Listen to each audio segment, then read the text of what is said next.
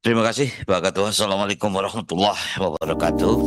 Yang saya hormati Bapak-Bapak yang sangat luar biasa ini, saya ingin mohon izin untuk minta maaf karena pasti pertanyaan saya salah.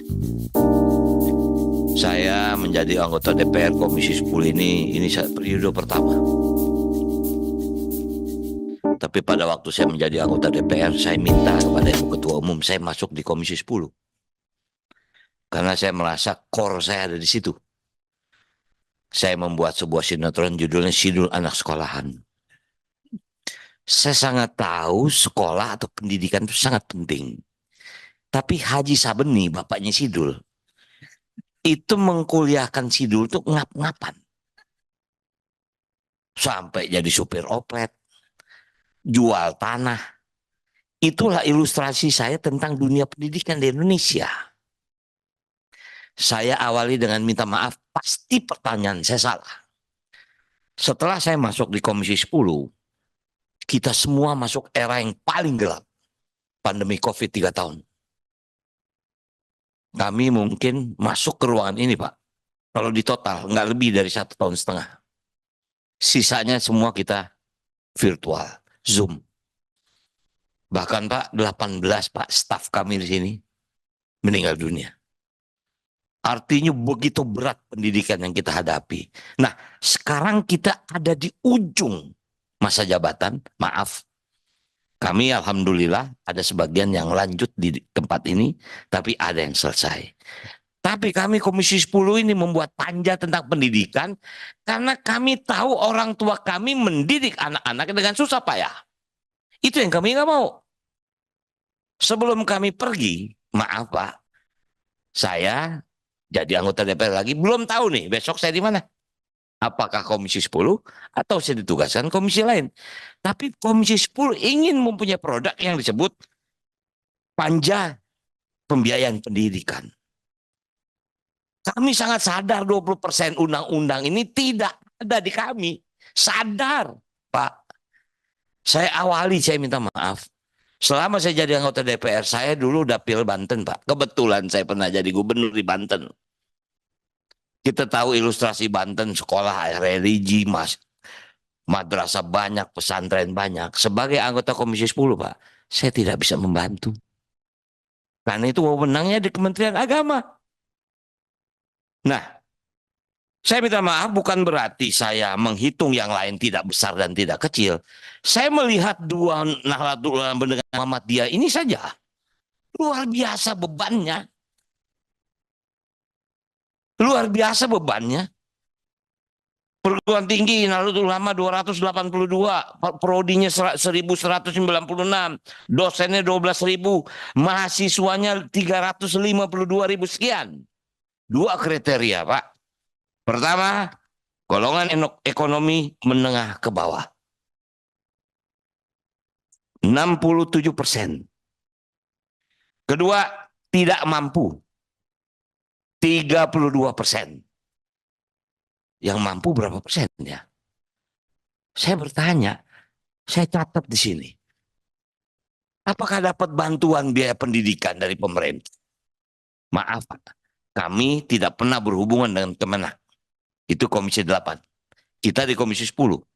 Tapi kita ingin tahu whole pendidikannya ada di mana sih? Betul yang tadi Bapak bilang, STAN. Kuliah dibiayai, lulus pasti kerja. Berebut Menteri Keuangan atau di pajak. Betul, STPDN. Di semua fakultas ada gitu. Ini yang kita tanya, ini salahnya di mana sih?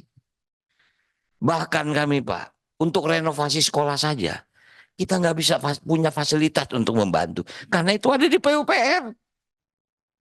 Banten banyak sekolah yang nggak ada WC Pak. Saya minta maaf dulu pada waktu saya jadi gubernur, makanya bantuan provinsi kepada sekolah yang berbasis masyarakat ini, maaf saya anggap cukup tinggi.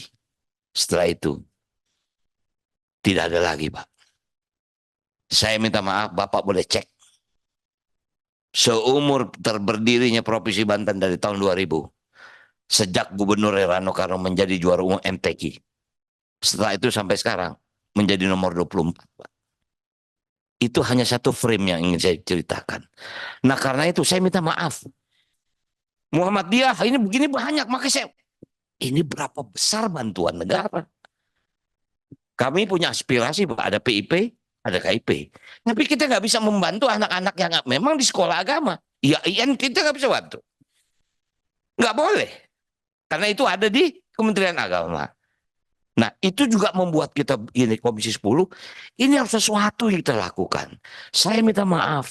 Tadi Pak Ketua mengatakan rekomendasi persis itu sudah saya catat ini Pak sebelum Pak Ketua bicara. Wah, udah ketemu ini jawaban bagaimana caranya mengembalikan 20% itu. Berarti yang lain juga mencatat itu, tapi mungkin tidak tersebut. Saya catat ini. Yang tadi Bapak bacakan rekomendasi persis. Itu sudah satu kita ketemu bagaimana cara kita mengembalikan. Nah artinya Pak terakhir, kita tidak tahu Pak, pemerintah akan berganti. Apakah kepemerintahan besok masih tetap Kementerian Pendidikan dan Kebudayaan? Karena ada indikasi mau dibelah nih Pak. Kementerian Pendidikan dan Kementerian Kebudayaan. Itu juga kita antisipasi nih Pak. Ini setelah ini bagaimana ini?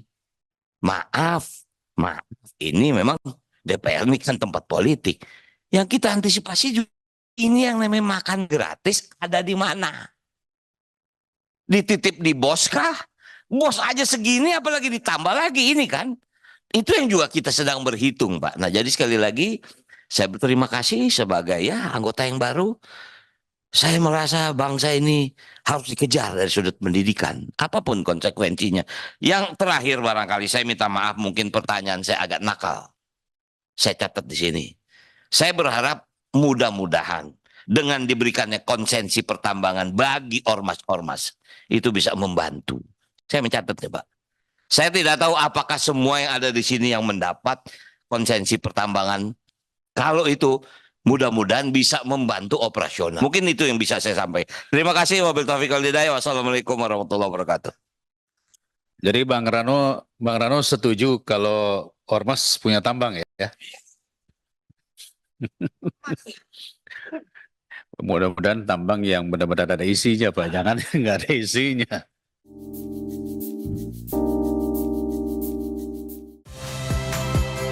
Saya Nitya Anissa. Saksikan program-program Kompas TV melalui siaran digital, pay TV, dan media streaming lainnya. Kompas TV, independen, terpercaya.